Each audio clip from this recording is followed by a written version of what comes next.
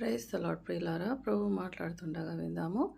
మనకు తలంపుల్లో చాలా భయమే తలంపులు వస్తుంటాయి. అయితే దేవుడు వాటిని ఎలా డీల్ చేయాలని బైబిల్ గ్రంథంలో చాలా స్పష్టంగా చెప్తున్నాడు. 2 కొరింథీ పత్రిక 10వ అధ్యాయంలో మన తలంపులను చెరపట్టాలి అని ప్రభు చెప్తుంది. చెరపట్టడం అంటే చెర అంటే జైలు.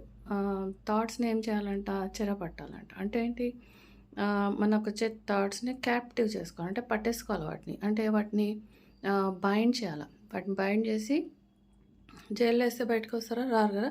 సో అలాగా మనం కూడా వాటిని ఏం చేయాలంటే యేసు నామంన వాటిని బైండ్ చేసి వాటిని బంధించేసేయాలంట. అంటే మన ఫియర్స్ చాలా మటుకు సతాను మన మైండ్ తోటే గేమ్ ఆడుతుంటాడు. అనేకమైన భయాలు, ఇప్పుడు ఎట్లా, ఇది ఎట్లా, రేపు ఎట్లా, ఈరోజు ఎట్లా. అందుకే దేవుడు ఈ మంచి వాగ్దానం, ఇది ఒక పెద్ద కీ అన్నట్టు మనకు. సో ఈ కీ వాడుతూ మనం ఏం చేయాలంటే ఈ యుద్ధంలో, ఈ ఆత్మీయ యుద్ధంలో ముందుకెళ్ళాలి.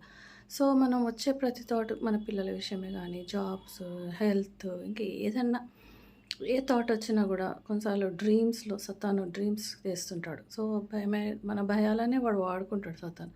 సో ఆ భయాలను కూడా మనం ఏం చేయొచ్చు? ఒక డ్రీమ్స్ వస్తే వాటిని కూడా మనం బైండ్ చేయొచ్చు.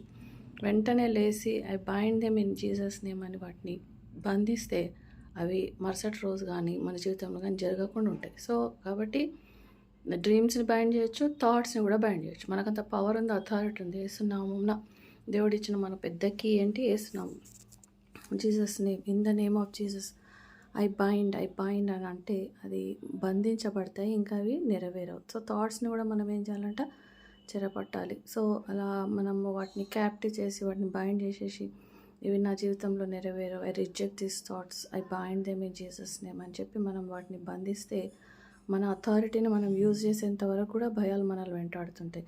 ఎప్పుడైతే నీవు దేవునిలో ఉన్న నీ అధికారాన్ని వాడతావో అవన్నీ కూడా నీకు లోబడిపోతాయి, అవన్నీ కూడా ఎగిరిపోతాయి. సో చూడండి, ఒక సర్వేలో ఏం జరిగిందంటే మనకు రోజుకు ఎన్నో వేల థాట్స్, భయాలను సతాను పుట్టిస్తుంటాడు.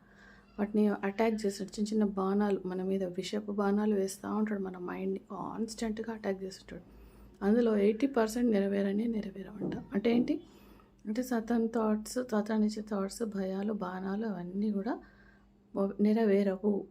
సో మనము ఇంకా 20% కూడా మనం వేస్తున్నామన్న బైండ్ చేస్తాం. కాబట్టి క్రైస్తవునికి, ఒక విశ్వాసికి, క్రైస్తవుడు అంటే విశ్వాసికి ఉన్న అధికారం ఏంటంటే ఏసునామం, తర్వాత ఏసు రక్తం. సో ఇలాంటివన్నీ వాడి మనం ఈ వెపన్స్ వాడి సతాన్ని బైండ్ చేయొచ్చు. సతాన్తో యుద్ధంలో మనము గెలవచ్చు. దేవుడి వాక్యాన్ని దీవించి ఆశించును గాక.